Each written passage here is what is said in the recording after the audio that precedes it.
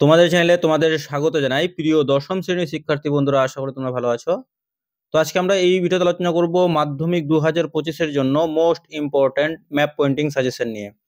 তো তোমাদের কাছে একটাই রিকোয়েস্ট, তোমরা ভিডিওটি না টেনে শেষ পর্যন্ত ধৈর্য সহকারে দেখো। আর তোমরা যদি ভিডিওটি প্রথম থেকে শেষ পর্যন্ত দেখো তাহলে কিন্তু তোমরা মাধ্যমিক 2025-এ ভূগোল ম্যাপ পয়েন্টিং এ 10-এ কিন্তু 10 পাবে, এটা আমার গ্যারেন্টি থাকলো।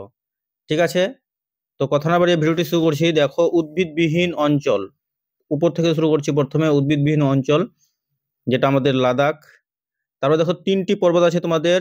পর্বত তো অনেকগুলোই আছে, তো মোস্ট ইম্পর্টেন্ট পর্বত 25-এর জন্য শিবালিক, আরাবল্লী আর সাতপুরা।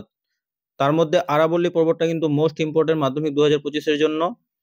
ঠিক আছে, এই যে একটা ইক্ষু উৎপাদক অঞ্চল, ধান উৎপাদক অঞ্চল, গম উৎপাদক অঞ্চল তোমরা প্র্যাকটিস করবে। ঠিক আছে, তারপরে দেখো এখানে এটা কি উত্তর পূর্ব ভারতের চা উৎপাদক অঞ্চল।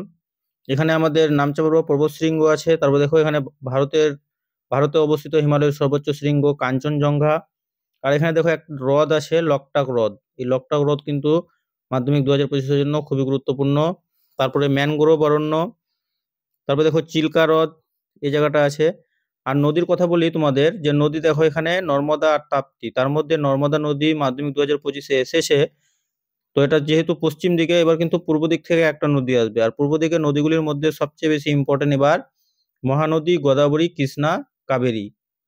মহানদী, গোদাবরী, কৃষ্ণা, কাবেরী, এই 4টি নদীর মধ্যে তোমরা কিন্তু একটা কমন পাবে।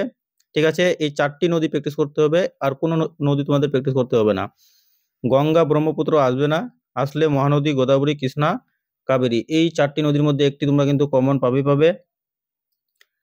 তারপরে দেখো এই কচ্ছ উপসাগর, খাম্বাত উপসাগর, মান্নার উপসাগর, এগুলো জাস্ট প্র্যাকটিস করবে। এগুলো খুব একটা ইম্পর্টেন্ট নেই, কিন্তু পক প্রণালীটা ইম্পর্টেন্ট আছে, ম্যানগ্রোভ অরণ্য। ঠিক আছে, এরপরে দেখো আমাদের যে প্রশাসনিক শহর দিল্লি, খুবই গুরুত্বপূর্ণ।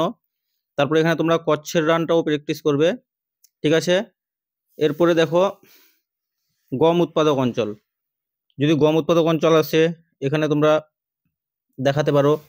তারপরে দেখো আমাদের 2টি হ্রদ আছে কাশ্মীরে, উলার হ্রদ আর ডাল হ্রদ, এই দুটো প্র্যাকটিস করবে খুব ভালো করে।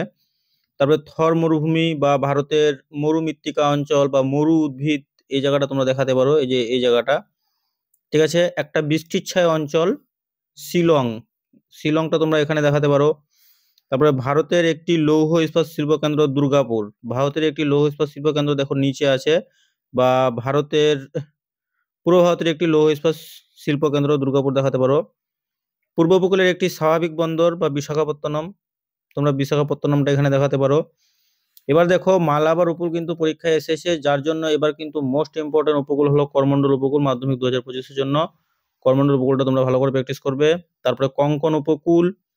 ঠিক আছে, তো ভারতের যে সিলিকন ভ্যালি, বেঙ্গালুরু, এটাও প্র্যাকটিস করবে। ভারতের ম্যানচেস্টার, আহমেদাবাদ দেখো ঠিক এর উপরে আছে। তারপরে ভারতের একটি শুল্কমুক্ত বন্দর আছে, তোমরা ওটাও কিন্তু প্র্যাকটিস করে নেবে। ঠিক আছে, এরপর একটা দেখে নেব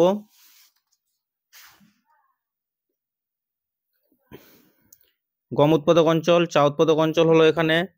তারপর দেখো পূর্ব ভারতের বৃহত্তম মহানগর কলকাতা। তারপরে উত্তর ভারতের বৃহত্তম মহানগর দিল্লি তোমরা প্র্যাকটিস করবে। তারপরে এগুলো তো তোমাদের বললাম এখনই। তারপরে দেখো